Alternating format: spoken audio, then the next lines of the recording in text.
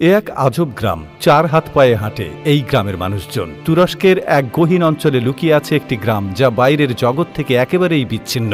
এমন এক গ্রাম যেখানে মানুষের জীবন যেন কোনো এক প্রাচীন রহস্যের পাতা থেকেই উঠে আসা। এই গ্রামের মানুষ ৪ হাত পায়ে ভর দিয়ে হাঁটে, যা দেখে মনে হয় তারা যেন মানব সভ্যতায় এক হারিয়ে যাওয়া অধ্যায়ের অংশ।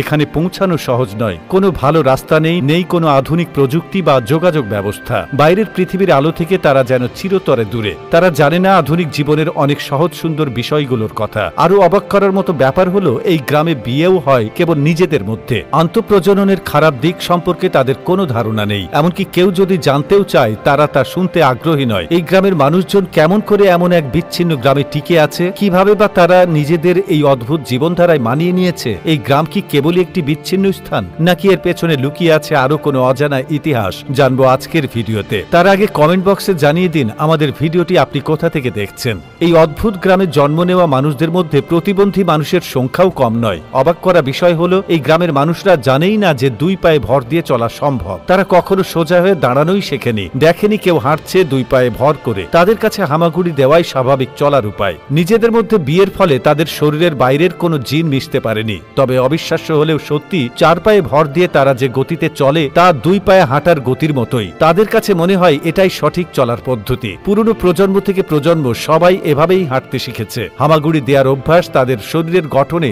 বড় পরিবর্তন এনেছে। দীর্ঘদিন এভাবে চলার কারণে তাদের হাতের চামড়া পায়ের মতো পুরু হয়ে গেছে, পিঠ ও কোমরের হাড় বেঁকে গেছে, আর নিতম্ব চওড়া হয়ে গেছে। এই বিচ্ছিন্ন গ্রামকে নিয়ে জানতে অনেক সাংবাদিক সেখানে গিয়েছেন। চীনের একটি সংবাদ মাধ্যম তাদের খাবার পানি পরীক্ষা করেও কোনো ভিন্নতা খুঁজে পায়নি। তবে গবেষণায় দেখা গেছে এই মানুষগুলোর গড় আয়ু সাধারণ মানুষের চেয়ে অনেক কম। এমনকি গ্রামটির সবচেয়ে স্বাস্থ্যবান মানুষও সাধারণ মানুষের তুলনায় অন্তত 10 বছর কম বাঁচে। তাদের মস্তিষ্কের গঠন এবং মানসিকতাও সাধারণ মানুষের থেকে আলাদা। তারা ধীরে ধীরে কথা বলে এবং তাদের প্রতিক্রিয়া অনেকটাই অস্পষ্ট। বিশেষজ্ঞরা জানিয়েছেন, কিছু মানুষের মধ্যে সেরিব্রাল অ্যাটোকোসিয়া নামের একটি রোগ আছে যা শরীরের ভারসাম্য নষ্ট করে দেয়। এছাড়াও প্রজন্মের পর প্রজন্ম ধরে অভ্যাসগত কারণে এখানে অনেক শিশু জন্ম নিচ্ছে বিভিন্ন শারীরিক সমস্যা নিয়ে। সবচেয়ে আশ্চর্যের বিষয় হলো, মা বাবা ইচ্ছা করেই তাদের সন্তানদের হামাগুড়ি দেয়া শেখান। ওয়াশিংটন পোস্ট জানিয়েছে, এমনকি সিঁড়ি বেয়ে ওঠার সময়ও তারা হামাগুড়ি দেয় এবং এতে কোনো অসুবিধা বোধ করে না। আজকের ভিডিও নিয়ে আপনার মতামত অবশ্যই কমেন্ট করে জানাবেন।